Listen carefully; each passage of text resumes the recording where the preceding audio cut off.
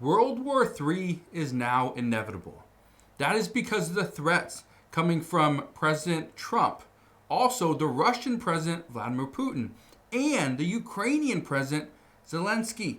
There are so many threats right now that Europe says they are in a dangerous situation, potentially the most dangerous situation they have been in since World War II. That's a scary situation. But look at this. It says, Putin ally fires nuclear warning at Trump's U.S. What exactly is happening? Well, here's what we know. It says, top Kremlin official Dmitry Medvedev issued a fiery nuclear warning to the U.S. after Ukrainian President Vladimir Zelensky said officials in Moscow should learn where their nearest bomb shelter is if they don't end Russia's war. That's a major threat, and President Trump is backing that threat. But look at this. It says right here, U.S. supplied missile could change everything, and Russia's response is playing to Trump's base. What President Trump has said, and Vice President J.D. Vance confirmed, is that President Trump is open to the idea of giving Ukraine additional weapons. For instance, a Tomahawk missile that would strike deep within Russia, and that's exactly what Russia doesn't want, because that could really end the war. Potentially a threat that maybe the United States doesn't actually go through with, but if Ukraine has this Tomahawk missile, yes, Russia is going to feel threatened. That could also bring in Iran and could bring in China as well. That would be extremely concerning. But look at this right here. It says Trump's nuclear warning to Moscow.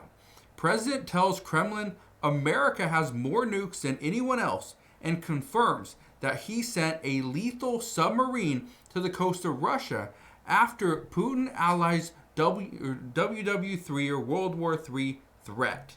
Now, pretty much what President Trump said is that we have more nuclear weapons than anybody, and that he said he sent actually not one, but two submarines to the coast of Russia.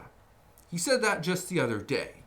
Now, what's interesting about what he said is that now Russia is looking at this as an additional threat. But I want to show you something else as well. Because look at this one right here. It says, Putin ally reacts to Trump's nuclear submarine threat. This was just this morning. But look at this.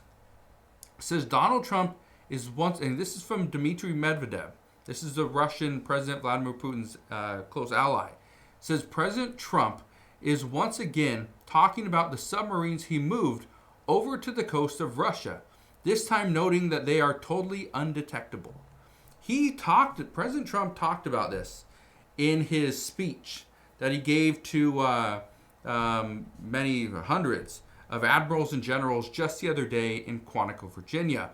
But he said this, the room was pretty quiet. Again, these are people that would know what's happening. But look at this. This is from Dmitry Medvedev. He says, it's hard to find a black cat in a dark room, especially if there is no cat. Essentially what he's saying is that this was a bluff. President Trump has not sent any submarines over to the coast of Russia, and, things are just as they were. But look at this. This is concerning. It says World War III, now inevitable, as Russia has little to deter it from taking on the West. Okay, I want to read a little bit to you. It says right here, defense experts have issued a stark warning that conflict with Russia is inevitable unless NATO shows strength and unity in response to Moscow's escalating provocations. This follows a separate caution from Estonia Defense Minister Hanno Pevkur, who suggested that Moscow's recent wave of hybrid attacks is designed to force NATO members to focus on their defense rather than supporting Ukraine. So simply what a hybrid war is, or hybrid warfare, is when you take multiple strategies. Some could be aerial attacks, some could be sending people on the ground, others could be potentially nuclear warfare. Some are cyber attacks, chemical warfare, things like that. It's a hybrid of multiple different strategies, and you mix it into one. Okay, that's essentially what they're talking about. Well, look at this though, because again, if NATO members now have to focus on their own defense and not supporting Ukraine, that is a issue. Look at this. This is from the Prime Minister. Look at this right here. It says Europe in most dangerous situation since the Second World War. This is according to the Danish Prime Minister. What she says, I want to read this to you. Look at this right here. It says, Europe is in its most difficult and dangerous situation since the end of the Second War. This is according to Denmark's Prime Minister. She says, I hope that everyone recognizes now that there is a hybrid war, and one day it's Poland, the other day it's Denmark, and next week it will probably be somewhere else that we see sabotage or drones flying. I think we are in the most difficult and dangerous situation since the Second World War. That's troubling. Where this is the common sentiment from leaders around the world, is that we are currently closer to World War III than we've ever been. There are more red flags right now than we've ever seen in the past, several years. That's the concern. Now, I wish I could tell you that no, everything's going to be fine. However, that's not the case because of what just happened. Look at this right here. It says Ukraine-Russia war latest. Europe sends billions in frozen Russian assets to Kyiv as Moscow threatens response. So essentially what's happening is, and the United States, we thought about this from the very beginning. Okay, I want to read this to you. Look at this right here.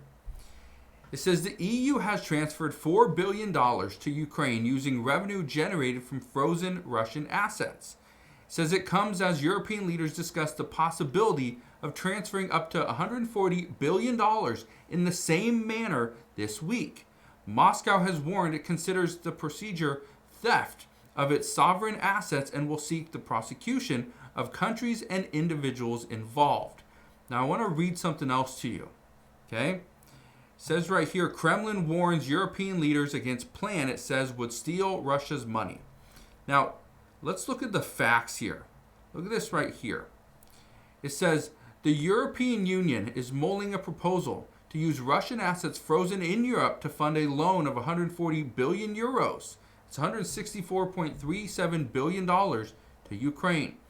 There are $300 billion in frozen Russian assets, 210 billion euros of which is held in Europe, of which 185 billion euros is in Euroclear, a Brussels-based central securities depository.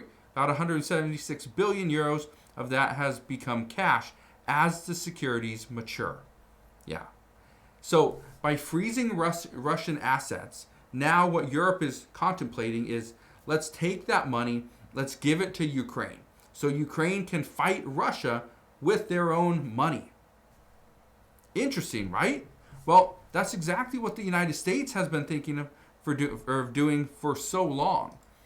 But one of the things that you got to keep in mind about this plan is Russia is going to respond. And they're going to respond in the only way that they know how. They're going to continue this attack. They're going to continue to invade Ukraine. Now, some say that if Russia or if Ukraine uses these Russian assets to fight off Russia, one of the things that Russia is likely going to do is it pretty much say, okay, well, this is what we're going to do. This is how we're going to attack you. And if you don't stop, we are just going to take everything. That is going to pretty much mean they're bringing in Iran or they're bringing in China. It would likely be Iran first, according to reports. But this is where it potentially brings in China. And like I showed you before, it says U.S. supplied missile could change everything. If the United States supplies Ukraine with a Tomahawk missile at the same time that Europe is giving a loan to Ukraine of 140 billion euros, This could be what changes everything, with the United States and Europe providing these assets to Ukraine to fight Russia. This could bring us into World War III, potentially with Russia against Europe first. The United States would obviously step in, and then how long before China steps in to assist with Russia?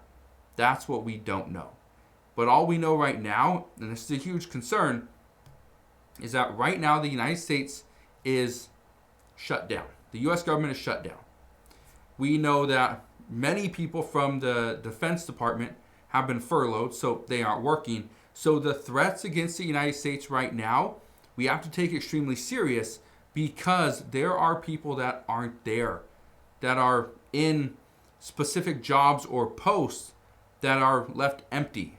Now, yes, essential workers and those that are deemed critical to the United States, they are still working, but at the same time, they're also covering multiple positions as we speak. Again, today's only day one of the shutdown, but if this prolongs into several days or potentially weeks or months, this is only going to hurt the United States even more. So we'll see what happens in the very near future, but when people are telling us that we are in a very dangerous situation and World War III is inevitable, well, we have to listen. So I'll leave you with that, but let me know if you have any comments or questions. Leave them down in the comment section below. But again, thank you guys for watching. Consider subscribing, and I'll see you guys on the next one.